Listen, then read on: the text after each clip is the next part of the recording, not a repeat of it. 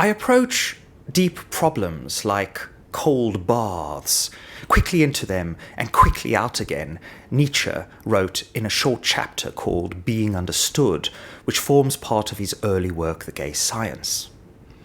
He then counters those who scorn this brevity of exploration with the following words: that one does not get to the depths this way, not deep enough down, is the superstition of those afraid of water, the enemies of cold water. He then says, they speak without experience. The freezing cold makes one swift.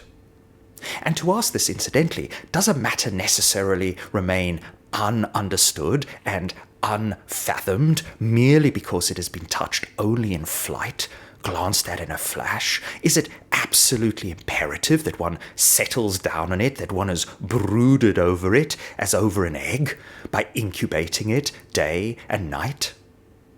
There are truths, says Nietzsche, that are singularly shy and ticklish, that cannot be caught except suddenly, that must be surprised or just left alone. I'm thinking about this quote 5 minutes into my Wednesdays at 2 p.m. appointment with Marcus, who brings with him to each session a kind of prayer wheel. You might have seen these being used by Tibetan Buddhists. But instead of the metal, wood, or bone of traditional prayer wheels, Marcus's prayer wheel is made of chipped ceramic. Instead of a surface decorated with symbols or mantras, it is gouged out with words such as punishment, alone, hopeless, despair, failure, unworthy.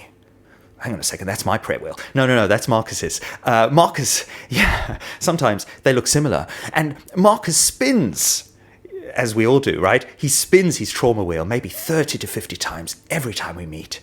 There's no way of breaking the spin or reframing it. No symbolic transformation, no experiential exercises, narrative therapy, attachment, relational work to be done here. We have done it all for many years, and each time is simply a Groundhog Day version of the last. It is in the middle of our session that I sometimes wish I were the psychoanalyst Jacques Lacan, who decided, in a very Enneagram 8 fashion, that if he deemed a session unproductive, he would end it abruptly, sometimes within minutes, regardless of the scheduled time. Lacan's approach, though still controversial and no longer carried out even by Lacanian therapists who could hardly, in this day and age, justify their exorbitant fees without giving their analysans a full 50 minutes of airtime, was perhaps rooted in this very Nietzschean understanding that not all problems require prolonged contemplation or deep immersive analysis to be understood or resolved. In Marcus's case, but also for me, for many of us, the constant spinning of his trauma wheels might be seen as an attempt to dwell very deeply on his issues, yet this very act traps him, us, in a cycle of repetition without much progress, traps us in this cyclical and repetitive living out of our lives. And this doesn't just happen for Marcus, we all do this in different ways. This desire then for brevity and speed is towards that of surprise, to surprise others as well as to be surprised by sudden and unexpected truths, which I think also brings us into the realm of poetry. Most poems don't hang around when it comes to delivering their verities. Take, for example, Frost's Fire and Ice, which lands in my mind every day when I plunge in for those 3 or 4 minutes into the coldest stretch of water that I can find, creating both for my body and mind a terrible but also a sort of strangely wonderful, very intimate kind of icy burn. Here's the poem. Some say the world will end in fire. Some say in ice. From what I've tasted of desire, I hold with those who favour fire.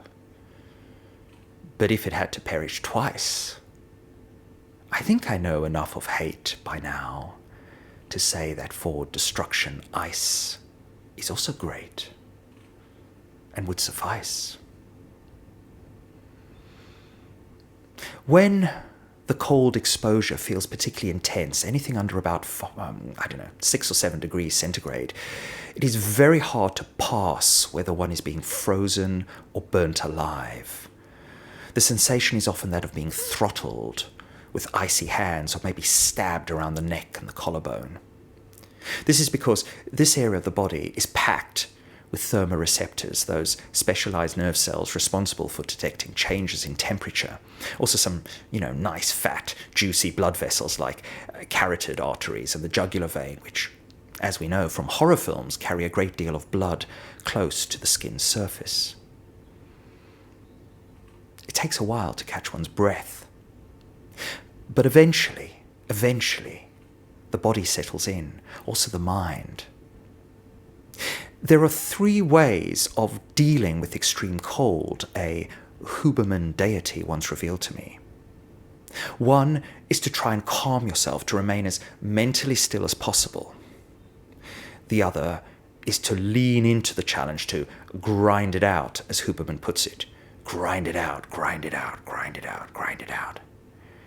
Sometimes I grind it out by imagining that merciless, great destroyer, that all-loving, all-hating deity, which I like to call Natalia. I imagine that deity throttling me very quietly, but very, very insistently until I finally disappear, ever tightening their powerful and relentlessly icy grip. I try not to fight, for one cannot fight the is-what-isness of imperious reality, which is another name for this goddess. For reality always delivers on its promise, or rather on its incommensurable will. Incommensurable, immutable, and incontrovertible. Good luck going against that. Maybe best just to surrender. For indeed, life is a bitch, life is a bugger, and then you die. So tighten that icy grip on my throat, my frost-bound queen, my beloved and ignominious death, my over and out. Tighten your fingers around my throat where I feel you more than ever. Here, just here, pressing down with your icy ferocity until the two of us, you the destroyer and me the destroyed, become one. Never enough pain. Bring more pain if you can, my beloved Ice Queen. More pain, please. Is that all you've got? Oh, you are too kind. You are far too kind. For is not everything always ultimately leading up to this moment where the great destroyer takes what they have come for and takes it pitilessly, your life, pitilessly, like Jacques Lacan. No prevarication, no aggression, no boring and long-winded discussions.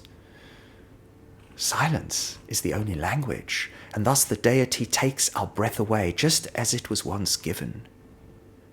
Don't think that this breath is yours, for it is always hers to take. And she takes it for good, not for bad, for good, for God, for good. Let's have, a few more words from our Huberman deity. Down, the metabolism, meaning the activity of brain areas associated with stress and panic, goes way up. And so anchoring your mind in cognitive activities as you get into the cold can be very, very helpful for maintaining clarity of mind. In fact, one thing that I sometimes recommend is that people try and engage in some sort of cognitive exercise while in the cold, not as a form of distraction, but as a way to maintain clarity of thinking and to learn how to do that when the body is flooded with all these chemicals that make us stressed.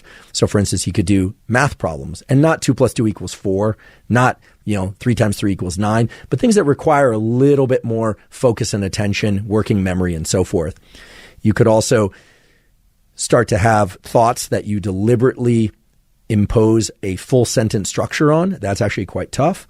You could try and recall specific bouts of information that are challenging. This is teaching your mind how to stay online, or rather I should say this is you teaching your prefrontal cortex how to stay engaged while you have high levels of stress in your body. Some say the world will end in fire, some say in ice. From what I've tasted of desire, I hold with those who favor fire. But if it had to perish twice, I think I know enough of hate by now to say that for destruction, ice is also great. and would suffice. I try to think of those as full sentences. But any thought can be expressed in its most fully developed form in a sentence, but also perhaps in less than 10 minutes. A thought is a flower. And yes, it can be bunched with other flowers, different flowers, but one thought at a time, I think, is what Nietzsche is perhaps reminding us. To hold two thoughts, even two connected thoughts, is to fall into the mire of dualism, to become weakened and split in some way. But one thought, held fully, intently, not too earnestly, is perhaps the best way to proffer that flower of wisdom. In the Zen tradition, this is what Siddhartha does at one mythological moment in lieu of a sermon. He stands before his disciples, as well as, all the other groupies who have gathered to hear his words. And in this case, he stands without speaking. And then he just holds up a Udambara blossom, according to Dogen in the Shobogenzo. He holds up the blossom, and he just blinks. The blossom in question is perhaps that of Ficus racemosa, a fig tree that is occasionally covered with these small greenish yellowish flowers which grow directly on the trunk and branches rather than at the end of its twigs. Others say that the reference is to that of the blue lotus flower with its associations of purity, enlightenment, and rebirth. The myth of the flower sermon, as given or presented by Chinese Zen, aka Chan Buddhism, tells us that everyone who was there, not there because it's a myth, but everyone who was mythologically there, witnessed Siddhartha's flower sermon on Vulture Peak that day.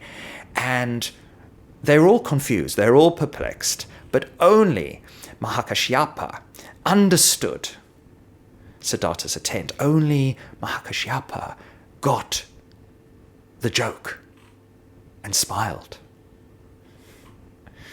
And maybe, I don't know, maybe this is all we can ask for each other, that occasionally we get the joke. Or even that, occasionally we are the joke and we know ourselves to be the joke. The joke that is you, the joke that is me. A rabbinical student sets off on his first job in a far-flung community away from everyone he knows. So, of course, before going, he asks his own rabbi, a famous scholar of the Talmud, for some final words of wisdom before he leaves. Life is a fountain, his teacher tells him. Well, the young rabbi is moved by the profundity of these words as he embarks on what will become a hugely successful career. Many years later, hearing his teacher is dying, he visits him one last time. Rabbi, he says, I have one question for you. For so many years now, whenever I've been sad or confused, I've told myself that life is a fountain, and your words of precious wisdom, that thought, has always helped me to get through even the worst of times. And yet, truth be told, I have never really understood what the adage actually means. Please, can you tell me now, if at all possible, why is life a fountain? All right, says his beloved teacher, wearily, struggling for breath. So life isn't a fountain.